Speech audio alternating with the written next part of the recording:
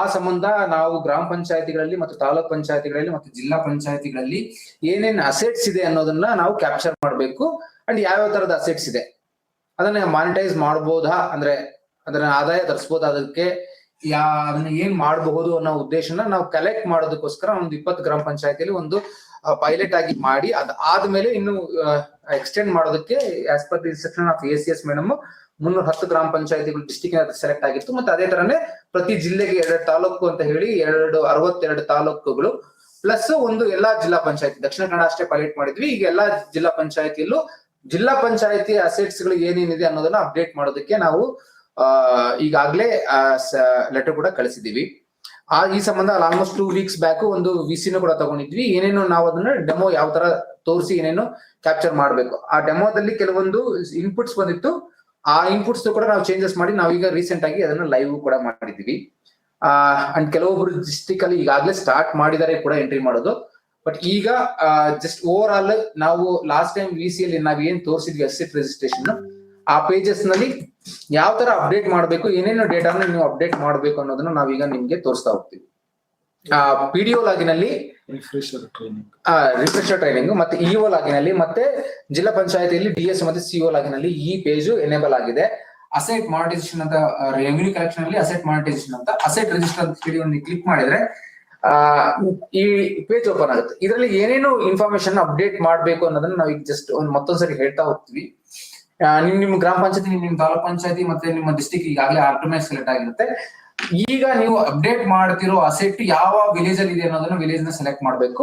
But ಒಂದು asset name ನ ನೀವು ಒಂದು ಓವರ್ ಅಲ್ಲಿ ಕೊಟ್ಕೋಬೇಕು. ಆಮೇಲೆ ಅಸೆಟ್ ಟೈಪ್ ಗಳು ಏನೇನಿದೆ ಅನ್ನೋದನ್ನ ಮೇಜರ್ ಆಗಿ sir screen share sorry sir ಒಂದೇ ನಿಮಿಷ.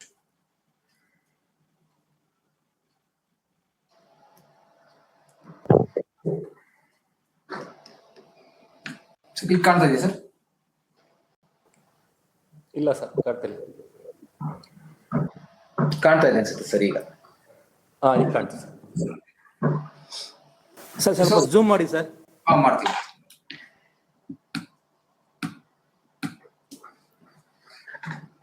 ಸೊ ಈ ಒಂದು ಫಸ್ಟ್ ಅಲ್ಲಿ ಸರ್ ಅಸೆಟ್ ಟೈಪ್ ಗಳು ಏನ್ ಅಸೆಟ್ ಗಳಿದೆ ನಿಮ್ಮ ಇದರಲ್ಲಿ, ನಿಮ್ಮ ಗ್ರಾಮ ಪಂಚಾಯತ್, ತಾಲೂಕ್ ಪಂಚಾಯತಿ ಮತ್ತು ಜಿಲ್ಲಾ ಪಂಚಾಯತಿಯಲ್ಲಿ ಅನ್ನೋದನ್ನ ಕೇಳ್ತೀವಿ. ಅಸೆಟ್ ಟೈಪ್ ಅಲ್ಲಿ ಬಿಲ್ಡಿಂಗ್ ಇದೆ, ಕಮ್ಯುನಿಟಿ ಸ್ಯಾನಿಟೇಷನ್ ಇದೆ, ಲ್ಯಾಂಡ್ ಇದೆ, other public and social places ಇದೆ, ಪಂಚಾಯತಿ ಟ್ರೀಸ್ ಮತ್ತೆ ಪ್ಲಾಂಟೇಶನ್ಸ್ ಇದೆ, plant machineries, plastic waste management, recreation facilities, roads, sucking machine, truck.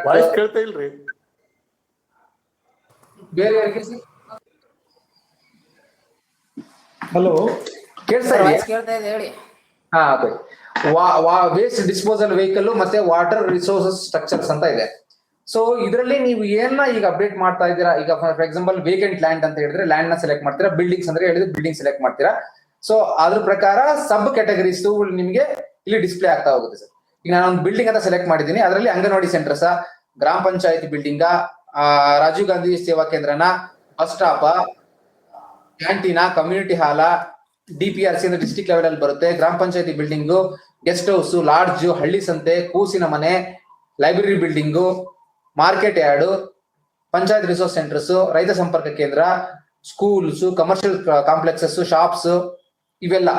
ಇದು ಒಂದು ಏನು ಎಂಟ್ರಿ ಮಾಡ್ಬೇಕಾದ್ರೆ ಏನ್ ಗಮನದಲ್ಲಿ ಇಟ್ಕೋಬೇಕು ಅಂತ ಹೇಳಿದ್ರೆ, ಬೇರೆ ಡಿಪಾರ್ಟ್ಮೆಂಟ್ ಅಸೆಟ್ ನಾವು ಕೇಳ್ತಾ ಇಲ್ಲ.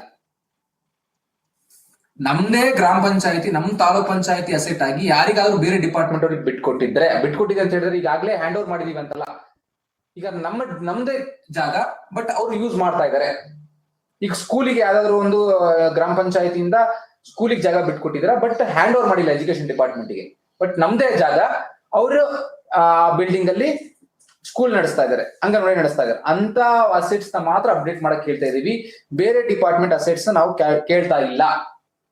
ಗ್ರಾಮ ಪಂಚಾಯತಿ ಬಿಲ್ಡಿಂಗ್ ಅಲ್ಲಿ ಯಾವ್ದಾದ್ರು ಕಮರ್ಷಿಯಲ್ ಕಾಂಪ್ಲೆಕ್ಸ್ ನ ಕಟ್ಸಿ, ಮಾಳಿಗೆಗಳನ್ನ ಕಟ್ಸಿ ನೀವು ಬಾಡಿಗೆ ಕೊಟ್ಟಿದ್ರೆ ಅಂತದನ್ನ ಅಪ್ಡೇಟ್ ಮಾಡಿ. ಬೇರೆ ಡಿಪಾರ್ಟ್ಮೆಂಟ್ ಅವಶ್ಯಕತೆ ಇಲ್ಲ ಅಂಡ್ ಅಪ್ಡೇಟ್ ಮಾಡೋ ಇದನ್ನು ಕೂಡ ಇಲ್ಲ. ನಮ್ದೇ ನಮ್ಮ ಗ್ರಾಮ ಪಂಚಾಯತಿ, ತಾಲೂಕ್ ಪಂಚಾಯತಿ ಮತ್ತೆ ಜಿಲ್ಲಾ ಪಂಚಾಯತಿ ಜಾಗ ಆಗಿ ಬೇರೆಯವರು ಅದನ್ನ ಯೂಸ್ ಮಾಡ್ತಾ ಇದ್ದಾರೆ ಅಂತ ಇದರಲ್ಲಿ ಮಾತ್ರ ಅಪ್ಡೇಟ್ ಮಾಡಿ. ಇಲ್ಲ ನಮ್ ಜಾಗ ಯಾರಿಗೂ ಕೊಟ್ಟಿಲ್ಲ, ನಾವು ಯೂಸ್ ಮಾಡ್ತೀವಿ ಅಂತ ಹೇಳಿದ್ರೆ ಯಾವ ಸಂದರ್ಭದಲ್ಲಿ ಯೂಸ್ ಮಾಡ್ತೀರಾ ನಾನು ಅಪ್ಡೇಟ್ ಮಾಡಿ. ಸೊ ಈಗ ನಾನು ಕಮರ್ಷಿಯಲ್ ಕಾಂಪ್ಲೆಕ್ಸ್ ಅಂತ ಸೆಲೆಕ್ಟ್ ಮಾಡ್ತೀನಿ. ಅದು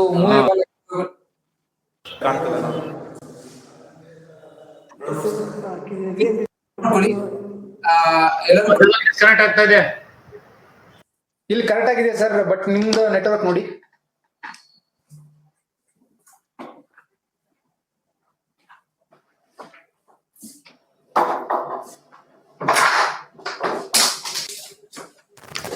ಸರ್ ಸೌಂಡ್ ಕೇಳ್ತಾ ಇಲ್ಲ sir. Raichur taluk ಪಂಚಾಯತಿಯಿಂದ sir.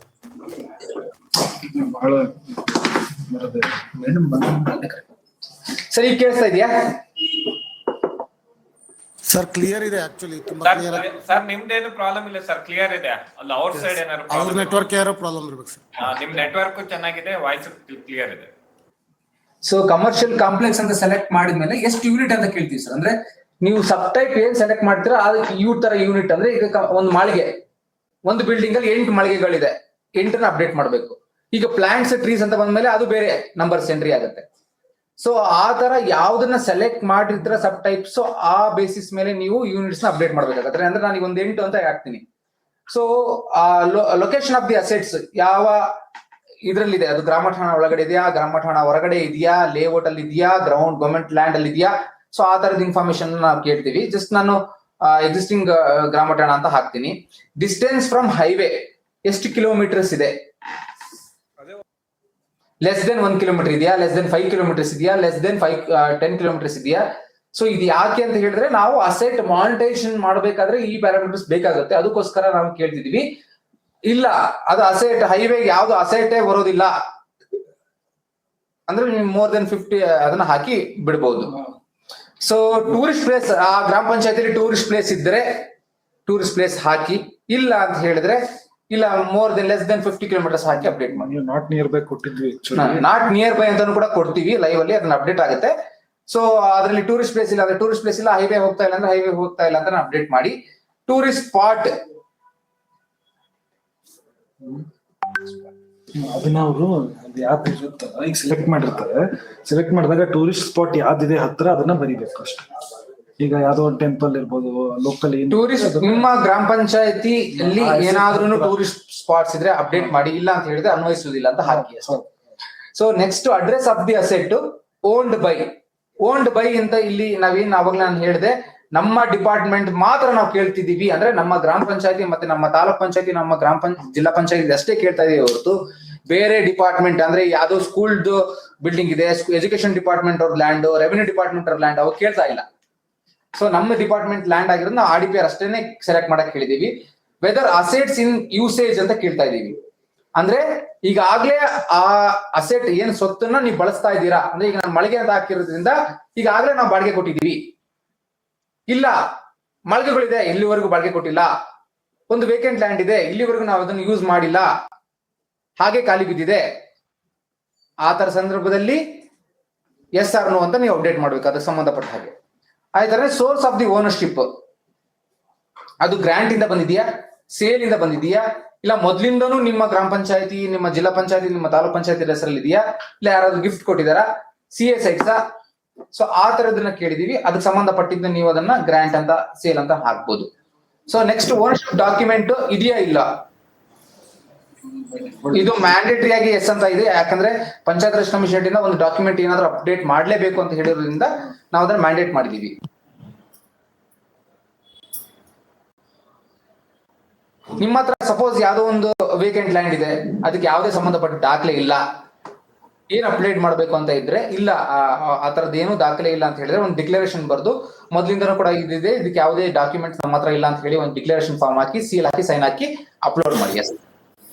So next asset conditions, ಅದು ಯಾವ ತರ ಇದೆ, ವೆರಿ ಗುಡ್ ಕಂಡೀಷನ್ಸ್, ಕರೆಕ್ಟ್ ಆಗಿದೆಯಾ, ತುಂಬಾ ಚೆನ್ನಾಗಿದೆಯಾ, ಇಲ್ಲ ಮೈನರ್ ಸ್ವಲ್ಪ ರಿಪೇರಿ ಮಾಡೋದ ಅವಶ್ಯಕತೆ ಇದೆಯಾ, ಮೇಂಟೆನೆನ್ಸ್ ರಿಕ್ವೈರ್ ಇದೆಯಾ, ರಿನ್ಯೂವಲ್ ಅವಶ್ಯಕತೆ ಇದೆಯಾ. ಅಸೆಟ್ ಸ್ಕ್ರೀನ್ ಶೇರ್ ಆಗಿಲ್ಲ ಸರ್. ಶೇರ್ ಆಗಿದೆ ಇಲ್ಲ ಸರ್. ಸರ್ ಶೇರ್ ಆಗಿತ್ತು ಬಟ್ ಈಗ ಬರ್ತಾ ಇಲ್ಲ. ಎಸ್ ಸರ್, ಈಗ ಶೇರ್ ಆಯ್ತು ಸರ್, ಶೇರ್ ಆಯ್ತು. Yes sir. ಈಗ ಕಂಡೀಷನ್ ಆಫ್ ದಿ ಅಸೆಟ್ ನ ಕೇಳ್ತಾ ಇದೀವಿ. ಅದ್ರದ್ದು ಪ್ರೆಸೆಂಟ್ ಏನ್ ಕಂಡೀಷನ್ಸ್ ಇದೆ ಅದನ್ನ ನೀವು ಅಪ್ಡೇಟ್ ಮಾಡಬಹುದು. ಸೊ ನಾನು ವೆರಿ ಗುಡ್ ಕಂಡೀಷನ್ಸ್ ಹಾಕ್ತೀನಿ. ಲ್ಯಾಂಡ್ ಏರಿಯಾ ಎಷ್ಟು, ಬಿಲ್ಡಿಂಗ್ ಏರಿಯಾ ಎಷ್ಟು, ಆಮೇಲೆ ನಿಮಗೆ ಐಡೆಂಟಿಫಿಕೇಶನ್ ಬೇಕಾಗಿರೋದ್ರಿಂದ ನಾವು ಇದನ್ನ ಕ್ಯಾಪ್ಚರ್ ಮಾಡ್ತಿದೀವಿ ಚೆಕ್ ಬಂದೇನ ನಾರ್ತ್ ಈಸ್ಟ್ ಅಲ್ಲಿ ಏನಿದೆ ಅಂತ ಹೇಳಿ ನೀವು ಒಂದು ರೆಫರೆನ್ಸ್ ಗೆ ನೀವು ಅಪ್ಡೇಟ್ ಮಾಡ್ಕೋಬಹುದು. ಈಗ ಇದು ಕೆಲವೊಂದಿಷ್ಟು ಸಬ್ ಟೈಪ್ ಗೆ ನಾವು ಚೆಕ್ ಬಂದಿ ಕೇಳ್ತಾ ಇಲ್ಲ. ಫಾರ್ ಎಕ್ಸಾಂಪಲ್ ಈಗ ಟ್ರೀಸ್ ಅಂತ ಈ ಪ್ಲಾಂಟೇಶನ್ ಟ್ರೀಸ್ ಎಲ್ಲ ಇರುತ್ತೆ, ಅದಕ್ಕೆ ಚೆಕ್ ಬಂದಿ ಅನ್ವಯಿಸೋದಿಲ್ಲ. ಸೊ ಹೀಗಾಗಿ ಅಲ್ಲಿ ಅದನ್ನ ಹೈಡ್ ಆಗ್ಬಿಡುತ್ತೆ.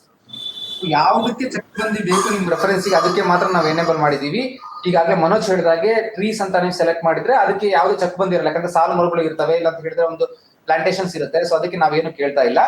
ಸೊ ಕೆಲವೊಂದಕ್ಕೆ ಕೇಳ್ತಾ ಇದೀವಿ, ಕೆಲವೊಂದಕ್ಕೆ ಕೇಳ್ತಾ ಇಲ್ಲ. ಅದಕ್ಕೆ ಯಾವ್ದಕ್ಕೆ ಅನ್ವಯಿಸುತ್ತೋ ಅದನ್ನ ನೀವು ಅಪ್ಡೇಟ್ ಮಾಡ್ಬೇಕಾಗತ್ತೆ.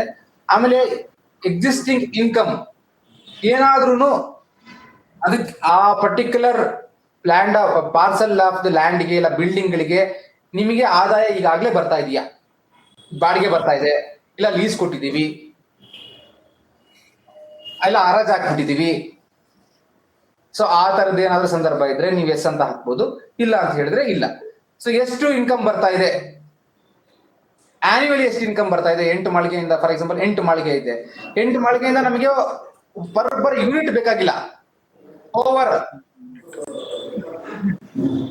ಶಾಪಿಂಗ್ ಕಾಂಪ್ಲೆಕ್ಸ್ ಅಲ್ಲಿ ಮಾತ್ರ ಯೂನಿಟ್ ವೈಸ್ ಎಷ್ಟು ಇನ್ಕಮ್, ಯಾಕಂದ್ರೆ ಒಂದೊಂದು ಲೀಸ್ ಕೊಟ್ಟಿರ್ಬೋದು, ಒಂದು ರೆಂಟಿಗೆ ಕೊಟ್ಟಿರ್ಬೋದು. ಸೊ ಒಂದೊಂದು ಈಗ ಕಾಂಪ್ಲೆಕ್ಸಸ್ ಗೆ ಯೂನಿಟ್ ವೈಸ್ ಹಾಕ್ಬೇಕು. ಬೇರೆ ಎಲ್ಲಾ ಸಿನಾರಿಯೋಸ್ ಗಳಿಗೆ ನೀವು ಕನ್ಸಾಲಿಡೇಟೆಡ್ ಆನ್ಯುವಲ್ ಇನ್ಕಮ್ ನ ಹಾಕ್ಬೇಕಾಗುತ್ತೆ. ಸೊ ಇಲ್ಲಿ ನೋಡಿ ನಾನು 8 ಯೂನಿಟ್ ಅಂತ ಅಪ್ಡೇಟ್ ಮಾಡೋದ್ರಿಂದ ಪ್ರತಿ ಒಂದು ಯೂನಿಟ್ಗೂ ಕೂಡ ಡೇಟಾ ಕೇಳುತ್ತೆ. 8 ಯೂನಿಟ್ ಅಂತ ಅಪ್ಡೇಟ್ ಮಾಡೋದ್ರಿಂದ ಈಗ ಫಾರ್ ಎಕ್ಸಾಂಪಲ್ ಒಂದು ಕೆಳಗಿನ ಮಾಳಿಗೆಗೆ 5,000 ಕೊಟ್ಟಿರ್ಬೋದು, ಮೇಲಿನ ಮಾಳಿಗೆಗೆ 4,000 ಬಾಡಿಗೆ ಇರ್ಬೋದು. ಆನ್ಯುವಲ್ ಹೇಳ್ತಿರೋದು ಅಂದ್ರೆ 5,000 ತಿಂಗಳಿಗೆ ಅಂತ ಹೇಳಿದ್ರೆ ಒಂದು ವರ್ಷಕ್ಕೆ 6 ಲಕ್ಷ ಎಷ್ಟು 6,000 60,000 ಆಗುತ್ತೆ. ಅದೇ ತರನೇ 4,000 ಅಂತ ಹೇಳಿದ್ರೆ ಅದೇ ತರನೇ ನೀವು ಪ್ರತಿಯೊಂದು ಯೂನಿಟ್ಗೆ ಹಾಕ್ಬೇಕಾಗತ್ತೆ. ಮಾಳಿಗೆಗಳಿಗೆ ಮಾತ್ರ, ಕಾಂಪ್ಲೆಕ್ಸ್ ಗಳಿಗೆ ಮಾತ್ರ.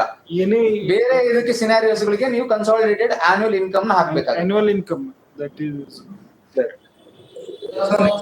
ಯೂನಿಟ್ ಟೈಪ್ ಯೂನಿಟ್ ಇದಾಯ್ತು. ಅದಾದ ಮೇಲೆ ನಾನು ಏನು 8 ಅಂತ ಹಾಕಿದ್ದೀನಿ ಅದಕ್ಕೆ 8 ಅಂತ ಬಂದಿದೆ. ಸೊ ನೀವು 4, 5 ನೀವು ಏನಿದೆ ಅದನ್ನ ಹಾಕ್ಬೇಕು.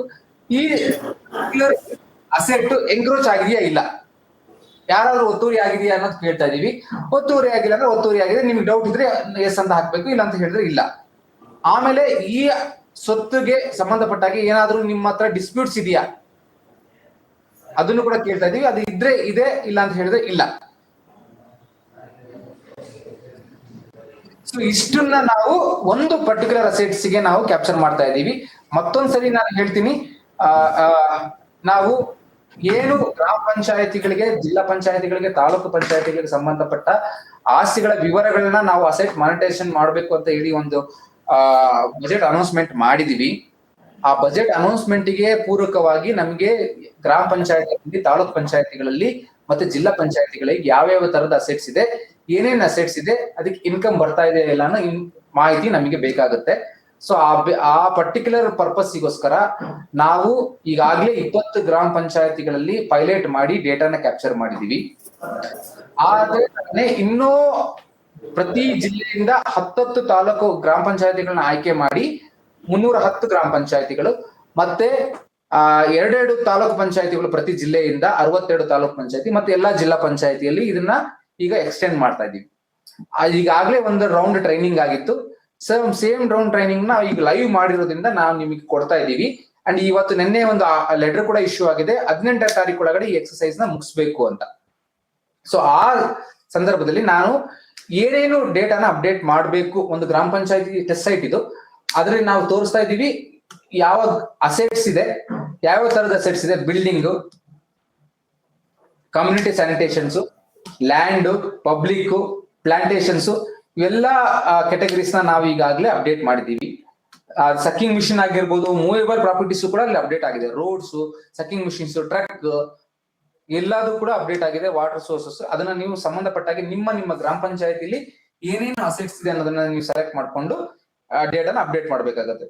ನಾನೀಗ ಲ್ಯಾಂಡ್ ಅಂತ ಅಪ್ಡೇಟ್ ಮಾಡಿದ್ರೆ ಅದೇ ತರನೇ ಅದಕ್ಕೆ ಸಂಬಂಧಪಟ್ಟ ಹಾಗೆ ಏನೇನು ಟೈಪ್ ಆಫ್ ಸಬ್ ಟೈಪ್ಸ್ ಇದೆ ಅನ್ನೋದನ್ನ ನಾವು ತೋರಿಸ್ತಾ ಹೋಗ್ತೀವಿ. ಅದನ್ನ ನೀವು ಸೆಲೆಕ್ಟ್ ಮಾಡ್ಕೊಂಡು ಇಲ್ಲಿ ಡೇಟಾನ ಅಪ್ಡೇಟ್ ಮಾಡ್ಬೇಕಾಗತ್ತೆ. ಸೊ ವೇಕೆಂಟ್ ಲ್ಯಾಂಡ್, ಸೊ ಅದಕ್ಕೆ ನಾವು ನಂಬರ್ ಆಫ್ ಯೂನಿಟ್ ಕೇಳೋದಿಲ್ಲ. ಆಮೇಲೆ ಅದು ಗ್ರಾಮ ನೀವು ಸೆಲೆಕ್ಟ್ ಮಾಡಿರೋ ಅಸೆಟ್ ಎಲ್ಲಿದೆ, ಅದು ಓಲ್ಡ್ ಗ್ರಾಮ ಠಾಣಾ ಎಕ್ಸ್ಟೆನ್ಷನ್ ಇರುತ್ತೋ ಎಕ್ಸಿಸ್ಟಿಂಗ್ ಗ್ರಾಮ ಠಾಣದಲ್ಲಿತ್ತು, ಗೌರ್ಮೆಂಟ್ ಲ್ಯಾಂಡ್ ಅಲ್ಲಿತ್ತು, ಲೇಔಟ್ ಅಲ್ಲಿತ್ತು, ಅಸೆಟ್ಸ್ ಅಲ್ಲಿ ಅದರ್ಸ್ ಅಲ್ಲಿತ್ತು ಅನ್ನೋದನ್ನ ನೀವು ಅಪ್ಡೇಟ್ ಮಾಡ್ಬೇಕಾಗತ್ತೆ. ಆಮೇಲೆ ಒಂದು ಅಸೆಟ್ ಮಾನಿಟೈಸೇಷನ್ ಮಾಡೋದಕ್ಕೆ ಏನಾದ್ರು ಇನ್ಫಾರ್ಮೇಶನ್ಸ್ ಬೇಕಾಗಿರೋದ್ರಿಂದ ಅದು ಹೈವೇಗೆ ಹತ್ರ ಇದೆಯಾ, ಹೈವೇಗೆ ಹತ್ರ ಇದ್ರೆ ಎಷ್ಟು ಕಿಲೋಮೀಟರ್ ಹೈವೇಗೆ ಹತ್ರ ಇದೆ ಅನ್ನೋದನ್ನ ಇನ್ಫಾರ್ಮೇಶನ್ ಕೇಳ್ತಾ ಇದೀವಿ. ಅದೇ ತರನೇ ಸುತ್ತಮುತ್ತ ಯಾವ್ದಾದ್ರು ಟೂರಿಸ್ಟ್ ಪ್ಲೇಸ್ ಇದೆಯಾ, ಆ ಟೂರಿಸ್ಟ್ ಪ್ಲೇಸ್ಗೆ ಸುತ್ತಮುತ್ತ ಯಾವ್ದಾದ್ರು ಇದೆಯಾ, ಇಲ್ಲ ನಿಮ್ಮ ಸುತ್ತಮುತ್ತ ಯಾವುದೇ ಟೂರಿಸ್ಟ್ ಪ್ಲೇಸ್ ಇಲ್ಲ, ಯಾವ್ದು ಟೆಂಪಲ್ಗಳಿಲ್ಲ, ಯಾವುದೇ ಟೂರಿಸ್ಟ್ ಪ್ಲೇಸ್ ಇಲ್ಲ ಅಂತ ಹೇಳಿದ್ರೆ ನಾಟ್ ಅಪ್ಲಿಕೇಬಲ್ ಅಂತ ಡ್ರಾಪ್ ಡೌನ್ ಬರುತ್ತೆ. ಅದ್ರ ಜೊತೆಗೆ ಟೂರಿಸ್ಟ್ ಪ್ಲೇಸ್ ಅಲ್ಲಿ ಅನ್ವಯಿಸೋದಿಲ್ಲ ಅಂತ ಅಪ್ಡೇಟ್ ಮಾಡಿದ್ರೆ ಆಯ್ತು. ಆಮೇಲೆ ಅಡ್ರೆಸ್ ಆಫ್ ದಿ ಅಸೆಟ್ ನಿಮ್ಮ ರೆಫರೆನ್ಸ್ ಗೆ ನಿಮಗೆ ಗೊತ್ತಾಗೋ ಹಾಗೆ ಅದನ್ನ ಅಸೆಟ್ಸ್ ನ ಅಡ್ರೆಸ್ ನ ನೀವು ಅಪ್ಡೇಟ್ ಮಾಡಿ ಕ್ಲೀನ್ ಆಗಿ. ಆಮೇಲೆ owned by RDPR. Owned by RDPR ಅಂತ ಯಾಕೆ ಕೇಳ್ತೀವಿ ಅಂತ ಹೇಳಿದ್ರೆ ಬೇರೆ ಡಿಪಾರ್ಟ್ಮೆಂಟ್ ಅಸೆಟ್ಸ್ ನಾವು ಕೇಳ್ತಾ ಇಲ್ಲ. ಎಜುಕೇಶನ್ ಡಿಪಾರ್ಟ್ಮೆಂಟ್ ಆಗಿರ್ಲಿ, ಅಂಗನವಾಡಿ, WCD ಆಗಿರ್ಲಿ, ರೆವಿನ್ಯೂ ಡಿಪಾರ್ಟ್ಮೆಂಟ್ ಯಾವ ಡಿಪಾರ್ಟ್ಮೆಂಟ್ ಕೇಳ್ತಾ ಇಲ್ಲ.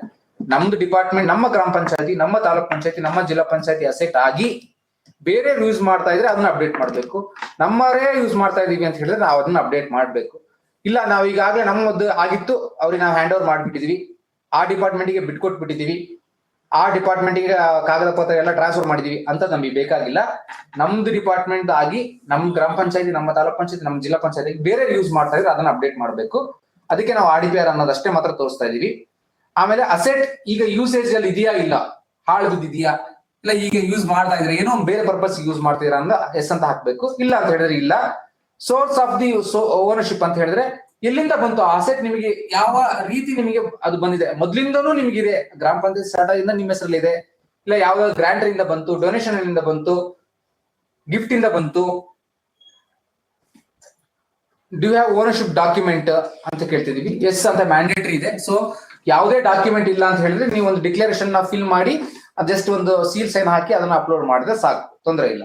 ಆಮೇಲೆ ಕಂಡೀಷನ್ ಆಫ್ ದಿ ಅಸೆಟ್, ಅದು ಕಂಡೀಷನ್ ಕರೆಕ್ಟ್ ಆಗಿದೆಯಾ, ಅಂದ್ರೆ ಗುಡ್ ಕಂಡೀಷನ್ಸ್ ಅಲ್ಲಿ ಇದೆಯಾ, ಇಲ್ಲ ಮೇಂಟೆನೆನ್ಸ್ ಬೇಕಾ, ಇಲ್ಲ ಸ್ಮಾಲ್ ಮೇಂಟೆನೆನ್ಸ್ ಬೇಕಾ, ಇಲ್ಲ ಹೈ ಲೆವೆಲ್ ಅಲ್ಲಿ ಮೇಂಟೆನೆನ್ಸ್ ಬೇಕಾ ಅನ್ನೋದನ್ನ ನಾವು ಡ್ರಾಪ್ ಡೌನ್ ಅಲ್ಲಿ ತೋರಿಸಿದೀವಿ. ಸೊ ಈ ಡ್ರಾಪ್ ಡೌನ್ ಅಲ್ಲಿ ಇರೋದನ್ನ ನೀವು ಸೆಲೆಕ್ಟ್ ಮಾಡಬಹುದು ಯಾವ ಕಂಡೀಷನ್ ಅಲ್ಲಿ ಇದೆ ಅನ್ನೋದನ್ನ. ಆಮೇಲೆ ಸ್ಕ್ವೇರ್ ಫೀಟ್, ಲ್ಯಾಂಡ್ ಏನ್ ಸ್ಕ್ವೇರ್ ಫೀಟ್ ಇದೆ ಅದರದ್ದು ಏರಿಯಾ ಡೀಟೇಲ್ಸ್ ನ ಅಪ್ಡೇಟ್ ಮಾಡ್ತಿದೀವಿ. ಬಿಲ್ಡಿಂಗ್ ಅಂತ ಹೇಳಿದ್ರೆ ಲ್ಯಾಂಡ್ ಮತ್ತೆ ಬಿಲ್ಡಿಂಗ್ ಎರಡೂ ಬರುತ್ತೆ. ಚಕ್ಕು ಬಂದು ಕೇಳ್ತಾ ಇದೀವಿ ಸುತ್ತಮುತ್ತ ಏನಿದೆ ಅನ್ನೋದು. ಆಮೇಲೆ ಅದಕ್ಕೆ ಈಗಾಗ್ಲೇ ಇನ್ಕಮ್ ಬರ್ತಾ ಇದೆಯಾ,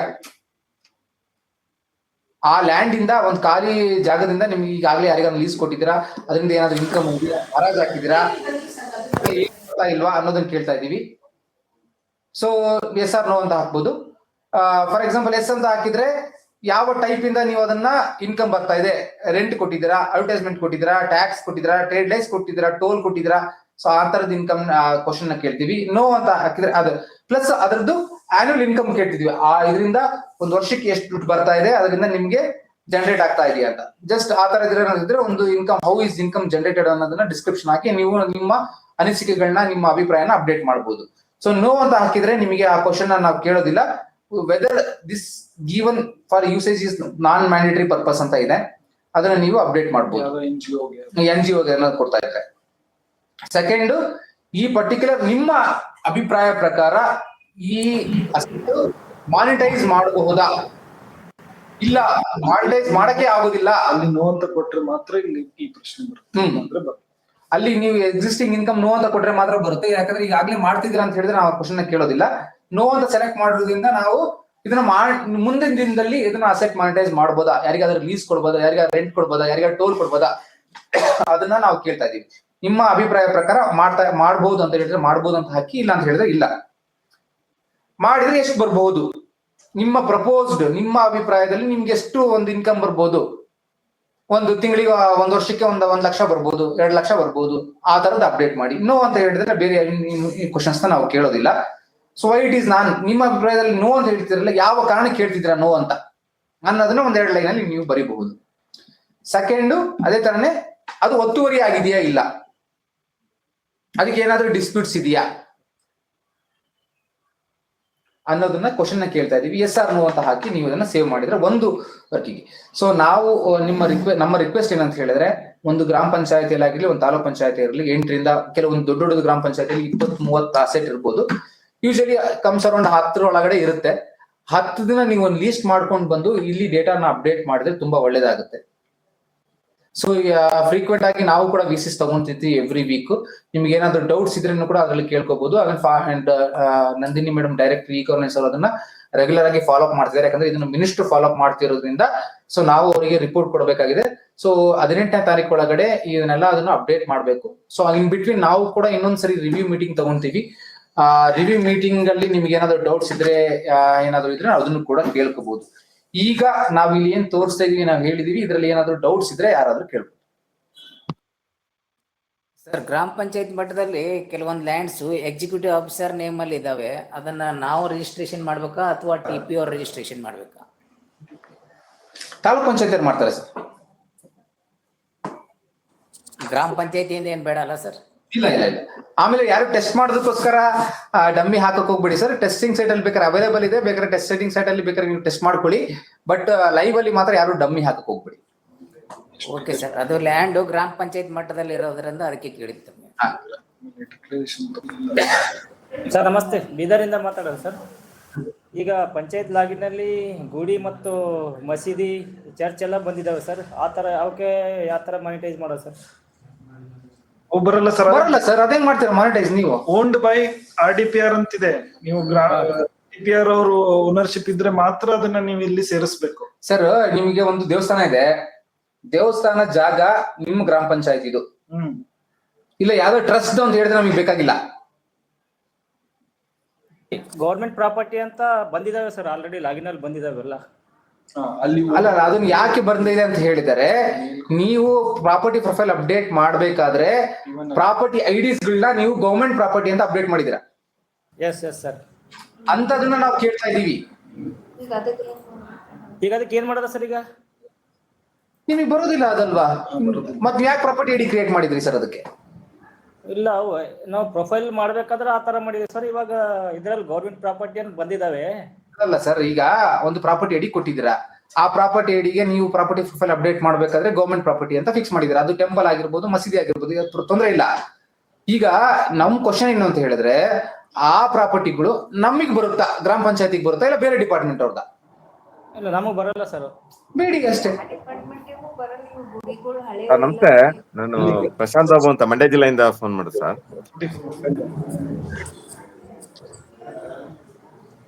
ಸರ್ ಹೇಳಿ. ನಮಸ್ತೆ. ಸರ್, ಅದು ಏನಾಗಿದೆ, ನಮ್ಮ ಡಿಮ್ಯಾಂಡ್ ಅಲ್ಲಿ ಹಿಂದ್ಲಿಂದ ಬಂದಿದೆ ಸರ್. ದೇವಸ್ಥಾನಗಳು, ಮಾರಿಗುಡಿಗಳು ಅಂತವೆಲ್ಲ ಗ್ರಾಮ ಪಂಚಾಯತಿ ಪ್ರಾಪರ್ಟಿ ಅಂತಲೇ ಮೊದ್ಲಿಂದ ರಿಫ್ಲೆಕ್ಟ್ ಆಗಿದೆ. ಹಂಗಾಗಿ ಪಂಚಾಯತ್ ಅದನ್ನ ಎಂಟ್ರಿ ಮಾಡಿದ್ದಾರೆ. ಅದನ್ನ ಈಗ ತಗೋಬೋದಲ್ಲ ಸರ್ ಪಂಚಾಯತಿ ಆಸ್ತಿ ಅಂತೇಳಿ? ಈಗ ನೀವು ನಿಮ್ದು ಪ್ರಾಪರ್ಟಿ ಪ್ರೊಫೈಲ್ ಅಲ್ಲಿ ಈಗ ಅದು ಗೌರ್ಮೆಂಟ್ ಪ್ರಾಪರ್ಟೀಸ್ ಅಂತ ಇದೆ ಅಲ್ವಾ? ಈಗ ಅದನ್ನ ನೀವು ಅಪ್ಡೇಟ್ ಮಾಡಕ್ ಬರುತ್ತಾ? ಅಲ್ಲಿ ರಿಲಿಜಿಯಸ್ ಪ್ರಾಪರ್ಟಿ ಅಂತ ಇನ್ನೊಂದಿದೆ ಟೈಪ್, ಪ್ರಾಪರ್ಟಿ ಟೈಪ್. ಈಗ ಸರ್, ಹಳೆ ಮಾರಿಗುಡಿ ಅಂತವೆಲ್ಲ ಪಂಚಾಯತಿ ಹ್ಯಾಂಡ್ ಓವರ್ ಅಲ್ಲೇ ಇರೋದು ಸರ್ ಮೊದ್ಲಿಂದ. ಇದು ಇಲ್ಲ, ಮುದ್ರಾ ಇಲಾಖೆಲಿ ಇಲ್ಲ.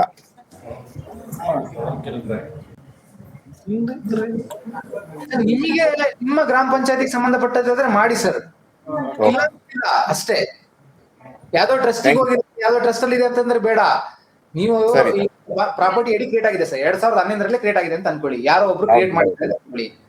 ಸೊ ಅದು ಬಂದಿದೆ, ಅದಕ್ಕೆ ನೀವೀಗ ಅದನ್ನ ಡಿಲೀಟ್ ಮಾಡಕ್ ಆಗಲ್ಲ ಅಂತ ಹೇಳಿ ಒಂದು ಗವರ್ಮೆಂಟ್ ಪ್ರಾಪರ್ಟಿ ಅಂತ ಸೆಲೆಕ್ಟ್ ಮಾಡಿ ಪ್ರಾಪರ್ಟಿ ಪ್ರೊಫೈಲ್ ಅಪ್ಡೇಟ್ ಮಾಡಿದಿರಾ. ತೊಂದರೆ ಇಲ್ಲ. ಅದಕ್ಕೆ ಈಗ ನಿಮಗೆ ಗೊತ್ತೇನಾದ್ರೂ ಅಪ್ಡೇಟ್ ಮಾಡಿಲ್ಲ ಅಂದ್ರೆ ಬಿಟ್ಬಿಡಿ ಅಷ್ಟೇ.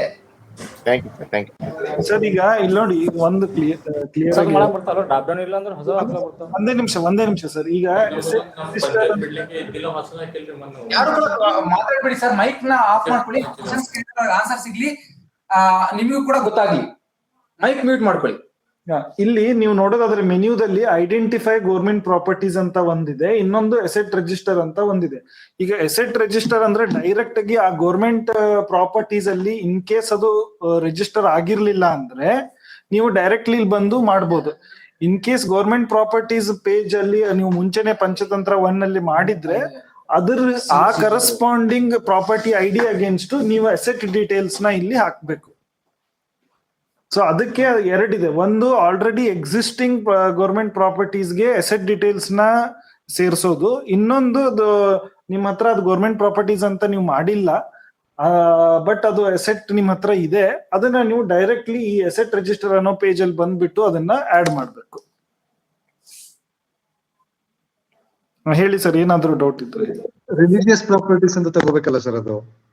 ಹಾ, ಮಾಸ್ಕ್ ಅಂತ ಬಂದ್ರೆ ನಾವು P2 ನಲ್ಲಿ ಅದನ್ನ ರಿಲಿಜಿಯಸ್ ಪ್ರಾಪರ್ಟೀಸ್ ಅಂತ ತಗೋಬೇಕಾಗುತ್ತೆ. ಹೌದು, ಈಗ ಅದು ರಿಲಿಜಿಯಸ್ ಪ್ರಾಪರ್ಟಿ ಇರಬಹುದು, ಬಟ್ ಆ ರಿಲಿಜಿಯಸ್ ಪ್ರಾಪರ್ಟಿ ನಿಮ್ ಹೆಸರಲ್ಲಿ ಇದ್ರೆ ಅದು ಗೌರ್ಮೆಂಟ್ ಪ್ರಾಪರ್ಟಿ ಆಗುತ್ತೆ.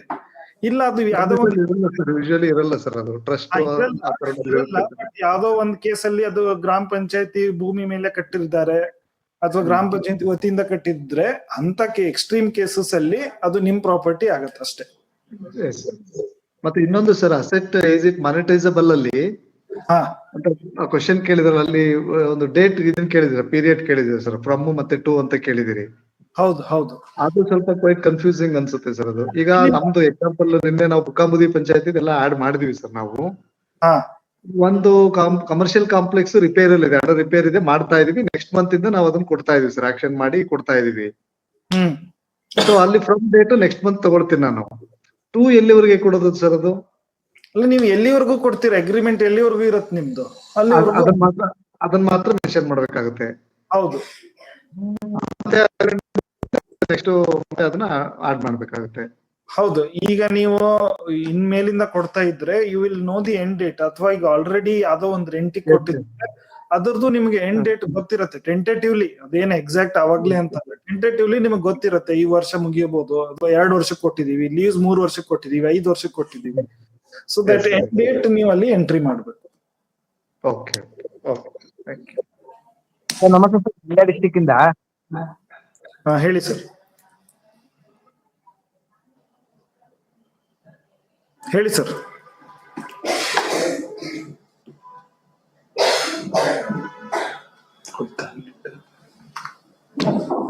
ಹಲೋ.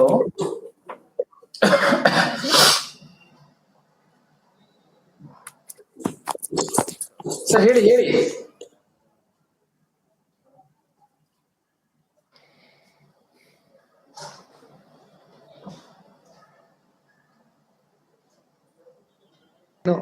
ಇನ್ನೊಂದು, ಈಗ ನಾವು P2 ನಲ್ಲಿ ಏನ್ ಆಡ್ ಮಾಡಿದೀವಿ ಅದನ್ನ ಗೌರ್ಮೆಂಟ್ ಪ್ರಾಪರ್ಟೀಸ್ ಅಂತ ಹೇಳಿ ಐಡೆಂಟಿಫೈ ಮಾಡ್ಲಿಕ್ಕೆ ಒಂದು ಆಪ್ಷನ್ ಕೇಳಿದಿರಿ ಸರ್ ಅದರಲ್ಲಿ. ಹೌದು, ಐಡೆಂಟಿಫೈ ಗೌರ್ಮೆಂಟ್ ಪ್ರಾಪರ್ಟೀಸ್ ಅಂದ್ರೆ ಏನಂದ್ರೆ, ಈಗ ಆಲ್ರೆಡಿ ನೀವು ಪಂಚತಂತ್ರ 1 ಇಂದ ನಾವೇನ್ P2 ತಗೊಂಡ್ ಬಂದಿದೀವಿ, ಸುಮಾರು ಪ್ರಾಪರ್ಟೀಸ್ ನ ಗೌರ್ಮೆಂಟ್ ಪ್ರಾಪರ್ಟೀಸ್ ಅಂತ ನೀವು ಮುಂಚೆನೆ ಎಂಟ್ರಿ ಮಾಡಿದೀರಾ. ಈ ಗೌರ್ಮೆಂಟ್ ಪ್ರಾಪರ್ಟೀಸ್ ಇದ್ರೆ ಅದಕ್ಕೆ ಸಂಬಂಧಪಟ್ಟಂತ ಅಸೆಟ್ ಡೀಟೇಲ್ಸ್ ಏನಿದೆ ಅದನ್ನ ನಾವು ಕಂಪಲ್ಸರಿ ಆಡ್ ಮಾಡ್ಲೇಬೇಕು ಅಂತ ಇದೆ ಇದ್ರ. ಯಾಕಂದ್ರೆ ಈಗ ನಾವು ಪೈಲಟ್ ಮಾಡಿದಾಗ ಇದೆಲ್ಲ ನಮ್ಗೆ ಏನಾಯ್ತಂದ್ರೆ ಒಂದು ಎಕ್ಸ್ಪೀರಿಯನ್ಸ್. ಪೈಲಟ್ ಗ್ರಾಮ ಪಂಚಾಯತ್ ಅಲ್ಲಿ ಮಾಡಿದಾಗ ಏನ್ ಮಾಡಿದ್ರು ಅವರು, ಡೈರೆಕ್ಟ್ಲಿ ನಾವು ಅದು ಐಡೆಂಟಿಫೈ ಗೌರ್ಮೆಂಟ್ ಪ್ರಾಪರ್ಟೀಸ್ ಅಂತ ಇರ್ಲಿಲ್ಲ ಮುಂಚೆ. ಸೊ ಡೈರೆಕ್ಟ್ಲಿ ನಾವು ಅಸೆಟ್ ರಿಜಿಸ್ಟರ್ ಪೇಜ್ ನ ಕೊಟ್ಟಿದ್ವಿ. ಅಲ್ಲಿ ಏನು ಹೊರಗ್ ಬಂತಂದ್ರೆ, ಎಷ್ಟೊಂದು ಗೌರ್ಮೆಂಟ್ ಪ್ರಾಪರ್ಟೀಸ್ ಅಲ್ಲಿ ಮುಂಚೆ ಇದ್ರೂ ಕೂಡ ಆ ಗ್ರಾಮ ಪಂಚಾಯತಿಲಿ ಅಸೆಟ್ ರಿಜಿಸ್ಟರ್ ಮಾಡೋವಾಗ ಅವ್ರು ಅದನ್ನ ಮಿಸ್ ಮಾಡಿಬಿಟ್ಟಿದ್ರು. ಯಾಕಂದ್ರೆ PDOs ಚೇಂಜ್ ಆಗಿರ್ಬೋದು, ಸ್ಟಾಫ್ ಚೇಂಜ್ ಆಗಿರ್ಬೋದು, ಗೊತ್ತಿರ್ಲಿಲ್ಲ. ಸೊ ಹೀಗಾಗಿ ಏನಿದೆ ನಿಮ್ಗೆ ಆಟೋ ಪಾಪ್ಯುಲೇಟ್ ಇಲ್ಲಿ ಆಗೋದ್ರಿಂದ it will help you to know ನಮ್ಮ ಹತ್ರ ಇಷ್ಟು ಗೌರ್ಮೆಂಟ್ ಪ್ರಾಪರ್ಟೀಸ್ ಇದೆ, ಇದಕ್ಕೆ ನಾವು ಅಸೆಟ್ ಡೀಟೇಲ್ಸ್ ನ ಹಾಕ್ಬೇಕು. ಅದ್ರ ಮೇಲೆ ಕೂಡ ನಮ್ಮ ಹತ್ರ ಇವಾಗ ಇರಬಹುದು, ಅದನ್ನು ಕೂಡ ನೀವು ಡೈರೆಕ್ಟ್ಲಿ ಅಸೆಟ್ ರಿಜಿಸ್ಟರ್ ಅಲ್ಲಿ ಸೇರಿಸಬಹುದು. ಸರ್ ಒಂದು ಸಬ್ಮಿಷನ್ ಸರ್, ಕೊಪ್ಪ ಇವು. ಹೇಳಿ ಸರ್. ಈ ರೋಡ್ಸ್, ಟ್ಯಾಂಕ್ಸ್ ಈ ತರದೆಲ್ಲ ಎಂಟ್ರಿ ಮಾಡ್ಬೇಕು ಸರ್? ಮಾಡ್ಬೇಕು ಸರ್. ಇನ್ ಕೇಸ್ ನೀವು ನಿಮ್ದೇ ಅಸೆಟ್ ಆಗಿದ್ರೆ ಮಾಡ್ಬೇಕು ಸರ್. ನರೇಗಾದಲ್ಲಿ ತುಂಬಾ ರೋಡ್ಸ್ ಇದಾವೆ, ಅವನ್ನೆಲ್ಲ ಎಂಟ್ರಿ ಮಾಡ್ಬೇಕಾಗುತ್ತೆ ಹಾಗಾದ್ರೆ? ಓನ್ಡ್ ಬೈ ಗ್ರಾಮ ಪಂಚಾಯತ್ ಆಗಿದ್ರೆ ಮಾಡ್ಬೇಕು ಸರ್. ಸರ್ ಇದು ಒಂದು ಕ್ಲಾರಿಫಿಕೇಶನ್ ಬೇಕಾಗುತ್ತೆ ಸರ್. ನಿಮ್ಗೀಗ ಲೇಔಟ್ ಅಲ್ಲಿ ರೋಡ್ಗಳು ಬಂದ್ರೆ ಮಾತ್ರ ನಮಗಾಗಿರುತ್ತೆ ಸರ್, ಅಥವಾ ಯಾವ್ದು ಪರ್ಟಿಕ್ಯುಲರ್ ರಿಜಿಸ್ಟರ್ ಮಾಡ್ಕೊಟ್ಟಿರ್ತಾರೆ ಗ್ರಾಮ ಪಂಚಾಯತಿಗೆ ಅದನ್ನ ಮಾಡ್ಬೇಕಾಗುತ್ತೆ. ಬಟ್ ಈಗ ಎಕ್ಸಿಸ್ಟಿಂಗ್ ಇರೋದು ನಾವು ನರೇಗಾದಲ್ಲಿ ಡೆವಲಪ್ ಮಾಡಿರೋ ರೋಡ್ಸ್ ZP ಇಂದ ಅಥವಾ MLA ಗ್ರಾಂಟ್ ಇಂದ ಮಾಡೋದೆಲ್ಲ ಮಾಡ್ಲಿಕ್ಕೆ ಬರೋದಿಲ್ಲಲ್ಲ ಸರ್? ಅದು ಇದಿಲ್ಲ ಸರ್. ಅಂದ್ರೆ ನಾನು ಹೇಳ್ತಿರೋದು ಏನಂತಂದ್ರೆ, CH ಸೈಟ್ಸ್ ಯಾವ್ದು ಬಿಟ್ಕೊಟ್ಟಿರ್ತಾರೆ, ಈ ರೋಡ್ಸ್ ಪಾರ್ಕ್ಸ್ ಏನ್ ಬಿಟ್ಕೊಟ್ಟಿರ್ತಾರೆ ಅದನ್ನ ಮಾತ್ರ ಸರ್. ಈಗ ಸುಮಾರು ಬೇರೆ ರೈತರು ಏನಾದ್ರು ಜಮೀನುಗಳಿಗೆ ನಮಗೆ ಮಾಡ್ಕೊಟ್ಟಿದ್ರೆ, ರಿಜಿಸ್ಟರ್ ಮಾಡ್ಕೊಟ್ಟು ಡೆವಲಪ್ ಮಾಡ್ಕೊಂಡಿದ್ರೆ ಆ ತರದ್ ಬರುತ್ತೆ ಸರ್. ಕರೆಕ್ಟ್. ಅಂದ್ರೆ ಈಗ ನರೇಗಾ ಅಸೆಟ್ಸ್ ಜೊತೆ ಕನ್ಫ್ಯೂಸ್ ಮಾಡ್ಕೋಬೇಡಿ. ನರೇಗಾದಲ್ಲಿ ನಾವು ಸುಮಾರು ಸಾವಿರಾರು ಅಸೆಟ್ಸ್ ನ ಕ್ರಿಯೇಟ್ ಮಾಡ್ತೀವಿ, ಬಟ್ ಅದು ನಮ್ಮ ಗ್ರಾಮ ಪಂಚಾಯತಿ ಸ್ವಂತದ್ದು ಆಗಿರ್ಬೋದು, ಆಗಿರ್ಲಿಕ್ಕಿಲ್ಲ. ಮೆಜಾರಿಟಿ ಕೇಸಸ್ ಅಲ್ಲಿ ಆಗಿರಲ್ಲ, ಅದು ಕಾಮನ್ ಪ್ರಾಪರ್ಟಿ ಇರುತ್ತೆ, ಆತರ ಇರುತ್ತೆ. ಸೊ ಅದನ್ನ ನಾವು ಇದರಲ್ಲಿ ತರ್ತಾ ಇಲ್ಲ. ಇದರಲ್ಲಿ ಏನ್ ತರ್ತಾ ಇದೀವಿ ಅಂದ್ರೆ, ನಮ್ಮ ಆಸ್ತಿ ಇರ್ಬೇಕು. ಈಗ ನಾವು ನರೇಗಾ ಅಡಿಯಲ್ಲಿ ಒಂದು ಲೇಕ್ ರಿಜ್ಯುವಿನೇಷನ್ ಮಾಡಿದೀವಿ. ಆ ಲೇಕ್ ನಮ್ಮ ಗ್ರಾಮ ಪಂಚಾಯತಿ ಹೆಸರಲ್ಲಿದೆ ಅಂತದನ್ನ ಇದ್ರಲ್ಲಿ ಸೇರಿಸಿ. ಬಟ್ ಅದು ಬೇರೆ ಕಾಮನ್ ಪ್ರಾಪರ್ಟಿ ಇದ್ರೆ, ನಮ್ಮ ಆಸ್ತಿ ಇಲ್ಲ ಅಂದ್ರೆ ಅದನ್ನ ಇಲ್ಲಿ ತರೋದು ಬೇಡ. ಉದ್ದೇಶ ಏನಂದ್ರೆ, ಅಲ್ಟಿಮೇಟ್ ಉದ್ದೇಶ ಏನಂದ್ರೆ, ಈ ಆಸ್ತಿ ನಮ್ದು, ಇದರಿಂದ ಹೇಗೆ ರೆವಿನ್ಯೂನ ಜನರೇಟ್ ಮಾಡಬಹುದು, ಅದೇ ಒಂದು ಗ್ರಾಮ ಪಂಚಾಯತಿಗೆ ಅದೇ ಒಂದು objective. Okay sir, thank you.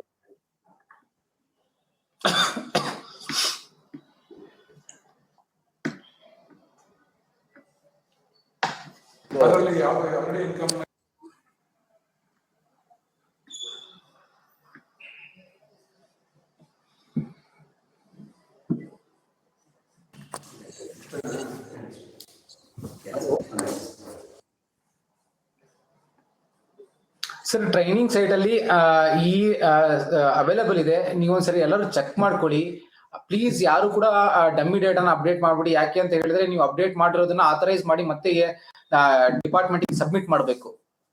So ಆ ಉದ್ದೇಶದಿಂದ, ಅಂದ್ರೆ ಆಥರೈಸ್ ಮಾಡಿ ನಾನು ಕರೆಕ್ಟ್ ಆಗಿ ಅಪ್ಡೇಟ್ ಮಾಡಿದೀನಿ, ಇಷ್ಟು ನಮ್ಮ ಆಸ್ತಿ ಇತ್ತು, ಇಷ್ಟು ನಾ ಎಲ್ಲ ಅಪ್ಡೇಟ್ ಮಾಡಿದೀನಿ ಅಂತ ಹೇಳಿ ಆಥರೈಸ್ ಮಾಡ್ಬೇಕಾಗಿರೋದ್ರಿಂದ ಪ್ಲೀಸ್ ಯಾರು ಕೂಡ ಅದನ್ನ ನೀವು ಡಮ್ಮಿನ ಹಾಕಕ್ ಹೋಗ್ಬಿಡಿ. ನೀವು ಏನಾದ್ರು ಟೆಸ್ಟ್ ಮಾಡ್ಬೇಕು ಅಂತ ಇದ್ರೆ ಟೆಸ್ಟ್ ಸೈಟ್ ಅಲ್ಲಿ ಇದೆ ಅವೈಲೇಬಲ್. ನಿಮ್ ಲಾಗಿನ್ ಆಗಿ ನೀವು ಅದನ್ನ ಟೆಸ್ಟ್ ಮಾಡ್ಕೋಬಹುದು. ಸರ್ ನಮಸ್ಕಾರ ಸರ್. ಹೇಳಿ ಸರ್.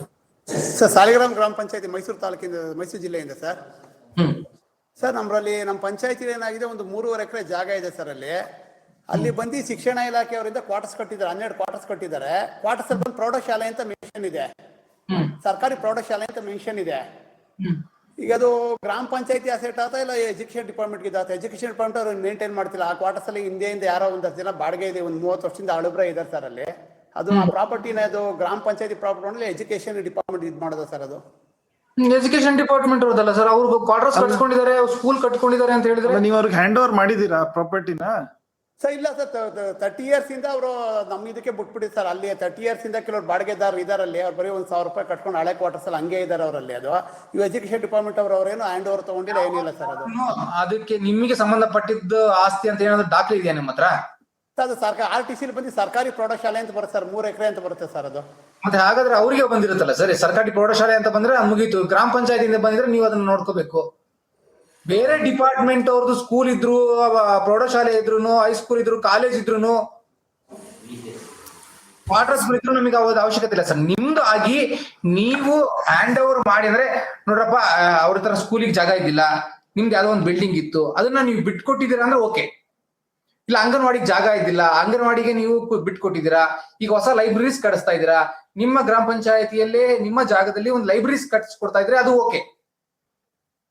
ಇಲ್ಲ ಎಜುಕೇಶನ್ ಡಿಪಾರ್ಟ್ಮೆಂಟ್ ಅವ್ರದೇ ಲ್ಯಾಂಡ್, ಅದು ಅವರೇ ಬಿಲ್ಡಿಂಗ್ ಕಟ್ಕೊಂಡಿದ್ದಾರೆ, ರೆವಿನ್ಯೂ ಡಿಪಾರ್ಟ್ಮೆಂಟ್ ಲ್ಯಾಂಡ್, ಅದು ಅವರೇ ಬಿಲ್ಡಿಂಗ್ ಕಟ್ಕೊಂಡಿದ್ದಾರೆ, ಅದು ನಮಗೆ ಬೇಕಾಗಿಲ್ಲ ಸರ್. ಸರ್, ಈಗ ನಿಮ್ದು ಲ್ಯಾಂಡ್ ಇತ್ತು 3 ಎಕರೆ, ಅದನ್ನ ನೀವು ಹ್ಯಾಂಡ್ ಓವರ್ ಮಾಡ್ಬಿಟ್ಟಿದೀರಾ, ಟ್ರಾನ್ಸ್ಫರ್ ಮಾಡ್ಬಿಟ್ಟಿದೀರಾ. ಓನರ್ಶಿಪ್ ಟ್ರಾನ್ಸ್ಫರ್ ಆಗೋದ್ರೆ ಮುಗೀತು ಬೇಡ. ಬಟ್ ಈಗ ಅದೇ 3 ಎಕರೆ ಓನರ್ಶಿಪ್ ಟ್ರಾನ್ಸ್ಫರ್ ಆಗಿಲ್ಲ, ಬೇರೆ ಡಿಪಾರ್ಟ್ಮೆಂಟ್ ಒಂದು ಅಂಡರ್ಸ್ಟ್ಯಾಂಡಿಂಗ್ ಮೇಲೆ ನಡ್ಸ್ಕೊಂಡು ಹೋಗಿದ್ದಾರೆ, ಇಲ್ಲಿವರೆಗೂ ಅವ್ರು ಏನ್ ದುಡ್ಡು ಕೊಟ್ಟಿಲ್ಲ ಅಂತದನ್ನ ಸೇರಿಸಿ ಅದನ್ನ ನೀವು ಬೇಕಂದ್ರೆ ಡಿಸ್ಪ್ಯೂಟೆಡ್ ಇದ್ರೆ ಡಿಸ್ಪ್ಯೂಟೆಡ್ ಅಂತಾನು ಸೇರಿಸಬಹುದು. ಬಟ್ ಓನರ್ಶಿಪ್ ಟ್ರಾನ್ಸ್ಫರ್ ಆದ್ಮೇಲೆ ಅದು ಲೀಗಲಿ ಫ್ರೇಮ್ವರ್ಕ್ ಅಲ್ಲಿ ಓನರ್ಶಿಪ್ ಟ್ರಾನ್ಸ್ಫರ್ ಆಗ್ಬಿಟ್ಟಿದ್ರೆ ಅದನ್ನ ನಾವು ಸೇರ್ಸೋದ್ ಬೇಕಿಲ್ಲ. ಅದು ಇನ್ಫಾರ್ಮಲಿ ಏನೋ ಟ್ರಾನ್ಸ್ಫರ್ ಆಗಿದ್ರೆ ಅದು ನಿಮ್ಮ ಹೆಸರಲ್ಲೇ ದಾಖಲೆ ಎಲ್ಲ ಇದ್ದು ಅಂತದನ್ನ ನೀವು ಇಲ್ಲಿ ಸೇರಿಸಬಹುದು ಸರ್. ಬರೀ ಸರ್ಕಾರಿ ಪ್ರೌಢಶಾಲೆ ಅಂತ RTC ಇದೆ ಸರ್. ಅದ್ ಬಿಟ್ರೆ ಬೇರೆ ಹ್ಯಾಂಡ್ ಓವರ್ ಆಗಿರೋ ದಾಖಲೆ ಇರೋದೇ ಇಲ್ಲ. 30 ವರ್ಷದಿಂದ ಪಂಚಾಯತಿಯವರೇ ಇದ್ರಲ್ಲಿ ಇದಾರಲ್ಲಿ. ಸರ್ಕಾರಿ ಪ್ರೌಢಶಾಲೆ ಅಂತ RTC ಇದೆ ಸರ್, ಅಷ್ಟೇ. ಬೇಡ ಸರ್, ಬೇಡ ಸರ್. ಸರ್ ನಮಸ್ತೆ ಸರ್. ಹೇಳಿ ಸರ್ ನಮಸ್ತೆ ಸರ್. ಹೇಳಿ ಸರ್, ಹೇಳಿ ಸರ್. ಈಗ ನಮ್ದು ಪಂಚಾಯತ್ ಬಿಲ್ಡಿಂಗ್ ಅಲ್ಲಿ ಒಂದ್ ಬಿಲ್ಡಿಂಗ್ ಅಲ್ಲಿ 10 ಮಳಿಗೆ ಇದೆ, 10 ಸಪರೇಟ್ ತಗೋಬೇಕಾ ಹೆಂಗೆ ಸರ್ ಅದು? ಅದನ್ನೇ ಸರ್ ಅವಾಗ್ಲೇ ಹೇಳಿದ್ದು, 10 ಮಳಿಗೆ ಅಂತಂದ್ರೆ ಸರ್. ಅಂದ್ರೆ ನಮ್ದು ಹೊಸದುರ್ಗ ತಾಲೂಕು ಸರ್, ಈಗ ಲೇಟ್ ಆಗಿ ಕನೆಕ್ಟ್ ಆಯ್ತು ಸರ್, ಹಂಗಾಗಿ. ಅದನ್ನೇ ಸರ್ ನಾನು ಹೇಳಿದ್ದು, 10 ಯೂನಿಟ್ ಅಂತ ಎಂಟ್ರಿ ಮಾಡ್ಬೇಕು. 10 ಯೂನಿಟ್ ಒಂದ್ಸರಿ ದುಡ್ಡು ಬಂದಿದ್ಯಾ, ಎಷ್ಟು ಇನ್ಕಮ್ ಬರ್ತಿದೆ ಅಂತ ಅಪ್ಡೇಟ್ ಮಾಡ್ಬೇಕು. ಎಸೆಟ್ ಒಂದೇ ಎಸೆಟ್ ಇರುತ್ತೆ. ಶಾಪಿಂಗ್ ಕಾಂಪ್ಲೆಕ್ಸ್ ಅಂತ ನೀವು ಎಸೆಟ್ ಟೈಪ್ ನ ಸಿಲೆಕ್ಟ್ ಮಾಡಿದ್ರೆ, ಅಲ್ಲ ಸಬ್ ಎಸೆಟ್ ಟೈಪ್ ಸಿಲೆಕ್ಟ್ ಮಾಡಿದ್ರೆ ನಿಮಗೆ ನಂಬರ್ ಆಫ್ ಯೂನಿಟ್ಸ್ ಅಂತ ಕೇಳುತ್ತೆ. ನಂಬರ್ ಆಫ್ ಯೂನಿಟ್ಸ್ ಅಂದ್ರೆ ಆ ಕಾಂಪ್ಲೆಕ್ಸ್ ಅಲ್ಲಿ ಎಷ್ಟು ಮಳಿಗೆಗಳಿದೆ ಅಥವಾ ಎಷ್ಟು ಶಾಪ್ಸ್ ಇದೆ, ಎಷ್ಟು ಯೂನಿಟ್ಸ್ ಇದೆ. ನೋಡಿ ಸೆಲೆಕ್ಟ್ ಮಾಡಿದ್ದೀನಿ ಬಿಲ್ಡಿಂಗ್ ಶಾಪಿಂಗ್ ಕಾಂಪ್ಲೆಕ್ಸ್. ಸರ್ ಇಲ್ಲಿ ಡೌನ್ ಇದೆ ಸರ್ ಸರ್ವರ್, ಹಾಗಾಗಿ ಮೊಬೈಲ್ ಎಲ್ಲ ಕನೆಕ್ಟ್ ಆಗಿದೀವಿ ಈಗ. ಓಕೆ ಸರ್, ನೋಡಿ ಇಲ್ಲಿ 8 ಅಂತ ಎಂಟ್ರಿ ಮಾಡಿದೀನಿ. ಯಾವ ತರ 8 ಅಂತ ಎಂಟ್ರಿ ಮಾಡಿ ಪ್ರತಿ ಒಂದೊಂದು ಯೂನಿಟ್ಗೂ ಕೂಡ ಎಂಟ್ರಿ ಮಾಡ್ಬೇಕು ಡೇಟಾನ ಅಷ್ಟೇ. ಅದು 4-5 ಡೇಟಾ ಪಾಯಿಂಟ್ಸ್ ಮಾತ್ರ ಎಲ್ಲದಕ್ಕೂ ಈ ತರ ನೇಮ್ ಆಫ್ ದಿ ಯೂನಿಟ್ ಅಂತ ಎಂಟ್ರಿ ಮಾಡ್ಬೇಕು. ಅದಕ್ಕೆ ಇನ್ಫಾರ್ಮೇಶನ್ ಅಸೆಟ್ ಮಾನಿಟೈಸೇಷನ್ ಆಗಿದೆಯಾ ಆಗಿಲ್ಲ ಅಂತ ಡೇಟಾ ಎಂಟ್ರಿ ಮಾಡ್ಬೇಕು. ನೀವು ಅದನ್ನ ಓಪನ್ ಮಾಡ್ಕೊಳ್ಳಿ, ಟೆಸ್ಟ್ ಸೈಟ್ ಅಲ್ಲಿ ನೋಡ್ಕೊಳ್ಳಿ, ಅದಾದ್ಮೇಲೆ ನೀವು ಅದನ್ನ ಎಂಟ್ರಿ ಮಾಡ್ಕೊಳ್ಳಿ ಸರ್. ಪ್ರತಿ ಒಂದು ಯೂನಿಟ್ ಎಂಟ್ರಿ ಮಾಡ್ಬೇಕು. ಸರಿ ಸರ್, ಓಕೆ ಸರ್. ಸರ್ ನಮಸ್ತೆ ಸರ್. ಸರ್ ನಮಸ್ತೆ ಸರ್. ಹೇಳಿ ಸರ್. ಹಲೋ ಹೇಳಿ ಸರ್, ಹೇಳಿ. ನಮ್ಮ ಗ್ರಾಮ ಪಂಚಾಯತಿ ಬಿಲ್ಡಿಂಗ್ ಸರ್ವೆ ನಂಬರ್ ಅಲ್ಲಿ ಹಿಂದೆ ಕಟ್ಬಿಟ್ಟಿದ್ದಾರೆ ಸರ್. ಅದು ಯಾವ್ದೋ ದೇವಸ್ಥಾನ ಹೆಸರಿಗೆ ಬರ್ತಾ ಇದೆ, RTC ಬರ್ತಾ ಇದೆ. ನಮ್ಮ ಗ್ರಾಮ ಪಂಚಾಯತಿ ಬಿಲ್ಡಿಂಗ್ ಏನೆ, ಅದು ಯಾವ ರೀತಿ ಇದು ಮಾಡ್ಬೇಕು ಸರ್? ನೀವು ಅದನ್ನ ಕ್ಲೇಮ್ ಮಾಡ್ತೀರಾ ನಿಮ್ದಂತ? ಸರ್ ಅಲ್ಲ, ಅದು RTC ಅವ್ರಿಗೆ ಬರೋದ್ರೆ ನಾವ್ ಹೆಂಗೆ ಇದು ಮಾಡಕ ಸರ್? ಅವರು RTC ಅವರು ದೇವಸ್ಥಾನ ಹೆಸರು ಬರ್ತಾ ಇದೆ. ಎಂಟ್ರಿ ಮಾಡೋಂಗಿಲ್ಲ ನೀವು. ಏನ್ ಮಾಡ್ಬೇಕು ಸರ್ ಅದನ್ನ? ಎಂಟ್ರಿ ಮಾಡೋಂಗಿಲ್ಲ ಸರ್, ಅಷ್ಟೇ ಬಿಟ್ಬಿಡಿ. ಮತ್ತೆ ಅಸೆಟ್ ಅಲ್ಲ, ನೀವು ಈಗ ಕ್ಲೇಮ್ ನೀವು ಮಾಡ್ತಾ ಇದ್ರಿ, ಇಲ್ಲ ನಮ್ದಿದೆ ಅವ್ರು ತಪ್ಪಾಗಿದೆ ಆ ತರ ನೀವು ಡಿಸ್ಪ್ಯೂಟ್ ಅಲ್ಲಿ ಇದ್ದೀರಾ ಇಲ್ಲ ಅಂತ ಹೇಳಿದ್ರೆ, ಇಲ್ಲ ನಾವು ಅದನ್ನ ಏನಾದ್ರು ಮಾಡಿ ಅದನ್ನ ನಮ್ಮ ತಗೊಳ್ತಿದ್ದೀರಾ, ಆ ತರ ಏನಾದ್ರು ಉದ್ದೇಶ ಇದ್ರೆ ಮಾಡಿ. ಡಿಸ್ಪ್ಯೂಟ್ ಅಂತ ಮಾಡ್ತಾರೆ. ಇಲ್ಲ ಅವ್ರದ್ರಲ್ಲಿ ಅವ್ರ ಹೆಸರಲ್ಲಿ ಇರ್ಲಿ ಬಿಡಿ, ನಾವು ಅದನ್ನ ಬಿಲ್ಡಿಂಗ್ ಕಟ್ಕೊಂಡಿದೀವಿ, ನಾವು ಅದನ್ನ ಹಂಗೆ ಮಾಡ್ಕೊಂಡು ಹೋಗ್ತೀವಿ ಅಂತ ಹೇಳಿದ್ರೆ ಎಂಟ್ರಿ ಮಾಡೋ ಅವಶ್ಯಕತೆ. ಸರಿ sir, okay okay sir. Sir ನಮಸ್ತೆ ಸರ್. ಸರ್ ಹಾಸನದಿಂದ. Hello sir. Sir Hassan. Sir sir ನಮಸ್ತೆ ಸರ್. ಒಬ್ರು ಮಾತಾಡಿ ಸರ್, ಹೇಳಿ sir. Hassan sir. Hassan sir. ಈಗ ಇವ್ರ ಹೆಸರಿಗೆ ಆಶ್ರಯ ನಿವೇಶನ ಮಂಜೂರು ಮಾಡಿರ್ತಾರೆ, ಅಲ್ಲಿ ಆಶ್ರಯ ನಿವೇಶನಕ್ಕೆ ಹಕ್ಕುಪತ್ರ ಕೊಟ್ಟಿರ್ತಾರೆ. ಆ ಪ್ರಾಪರ್ಟಿ ಏನಾರು ಎಂಟ್ರಿ ಮಾಡ್ಬೇಕು? ಇಲ್ಲ ಅವಶ್ಯಕತೆ ಇಲ್ಲ.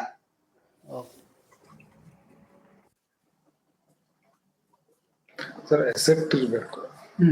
ಹೆಸರಿಗೆ ಸುಮಾರು ಹೆಸರಿಗೆ ಇಲ್ಲ, ಆ ತರದ್ದು 94C 94D ಎಲ್ಲ ಅವಶ್ಯಕತೆ ಇಲ್ಲ ಸರ್ ಎಂಟ್ರಿ ಮಾಡೋದು, ಹಕ್ಕುಪತ್ರದ್ದು. ಸರ್ ನಮಸ್ತೆ ಸರ್. ಹೇಳಿ sir. Sir T Narasipura sir, Talakadu ಗ್ರಾಮ ಪಂಚಾಯತಿಯಿಂದ. ಹಾ ಸರ್. ಸರ್ ಈಗ ನಮ್ಮಲ್ಲಿ ಆಶ್ರಯ ಯೋಜನೆಗೆ ಮೀಸಲಿರಿಸಿದ ಜಾಗ ಅಂದ್ಬಿಟ್ಟು ಒಂದು 3 ಎಕರೆ ಇದೆ ಸರ್, ಹ್ಯಾಂಡ್ ಓವರ್ ಮಾಡಿದ್ದಾರೆ.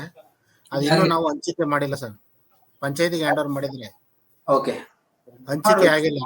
ಅದು ಕೋರ್ಟ್ ಅಲ್ಲಿ ಸ್ಟೇಟಸ್ ಇದೆ, ಎಂಟ್ರಿ ಮಾಡ್ಬೇಕಾ ಹೆಂಗೆ ಸರ್? ಮಾಡ್ಬೇಕು ಸರ್, ಮಾಡಿ ಡಿಸ್ಪ್ಯೂಟ್ ಇದೆ ಅಂತ ಎಂಟ್ರಿ ಮಾಡ್ಬೇಕಷ್ಟೇ. ಹಂಚಿಕೆ ಆಗಿಲ್ಲ ಸರ್, ಇನ್ನು 3 ಎಕರೆ ಇಲ್ಲ. ಡಿಸ್ಪ್ಯೂಟ್ ಇದೆಯಲ್ಲ ಸರ್, ಕೋರ್ಟ್ ಅಲ್ಲಿ ಇದೆ ಅಂತ ಅಂದ್ರಲ್ಲ ನೀವೇ. ಅದೇ ಕೋರ್ಟ್ ಅಲ್ಲಿ ಸ್ಟೇಟಸ್ ಇದೆ. ಡಿಸ್ಪ್ಯೂಟ್ ಅಂತ ಹಾಕಿ ಅಷ್ಟೇ. ಸರಿ ಸರ್.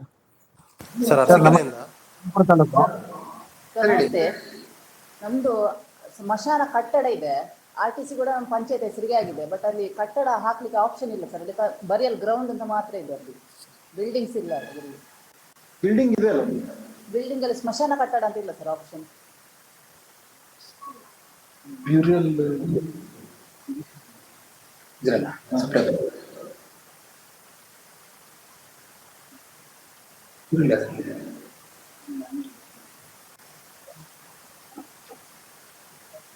ಹ್ಯಾಂಡಲ್ ಇದೆ. ಬಿಲ್ಡಿಂಗ್ ಸ್ಮಶಾನದಲ್ಲಿ ಬಿಲ್ಡಿಂಗ್ ಇದೆಯಾ? ಸ್ಮಶಾನ ಕಟ್ಟಡ ಇದೆ ಸರ್, ಅಲ್ಲಿ ಅದರಲ್ಲಿ ದಹನ ಪೆಟ್ಟಿಗೆ ಇಟ್ಟು ನಾವು ಸ್ಮಶಾನ ಸುಡ್ಲಿಕ್ಕೆ ಅಂತ ವ್ಯವಸ್ಥೆ ಎಲ್ಲ ಮಾಡ್ಕೊಂಡು ಎಲ್ಲ ರೀತಿಯಲ್ಲಿ ಕಟ್ಟಿದ್ದೇವೆ.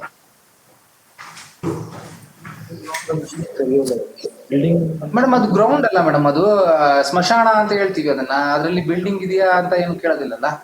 ಅಲ್ಲ, ನರೇಗಾದಲ್ಲಿ ನಾವು ಸ್ಮಶಾನ ಕಟ್ಟಡ ಮಾಡಿದ್ದೇವೆ. ಈಗ ನಾವು ಇದರಲ್ಲಿ ಗ್ರೌಂಡ್ ಅಲ್ಲಿ ಹಾಕಿ ಬಿಡ್ಬೇಕು. ಹಾಗಾದ್ರೆ ಲ್ಯಾಂಡ್ ಅಲ್ಲಿ ಹಾಕ್ಬೇಕು ಅದನ್ನ, ಬಿಲ್ಡಿಂಗ್ ತೋರಿಸ್ಬೇಕಂತ ಇಲ್ಲ.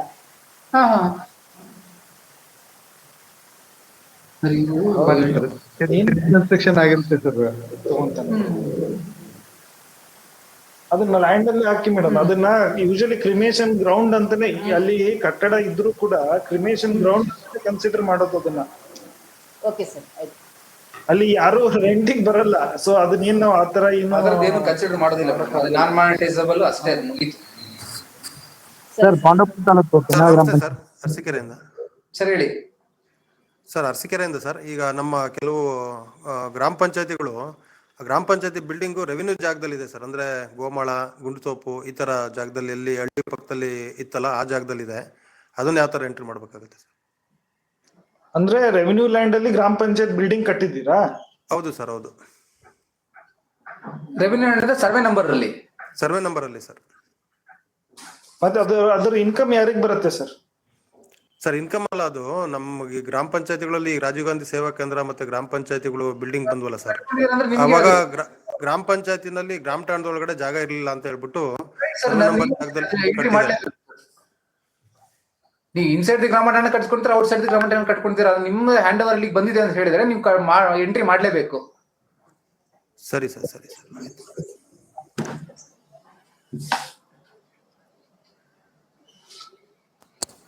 ಸರ್ ನಮಸ್ಕಾರ ಸರ್, ಉತ್ತರ ಕನ್ನಡ ಜಿಲ್ಲೆ ಸರ್, ಹಳಿಯಾಳ ತಾಲೂಕು. ಸರ್ ಈಗ ದೇವಸ್ಥಾನಗಳಿಗೆ ಕೆಲವು ಟ್ರಸ್ಟ್ ಇದ್ದಾವೆ ಸರ್, ಕೆಲವು ದೇವಸ್ಥಾನಗಳಿಗೆ ಟ್ರಸ್ಟ್ ಇಲ್ಲ ಸರ್.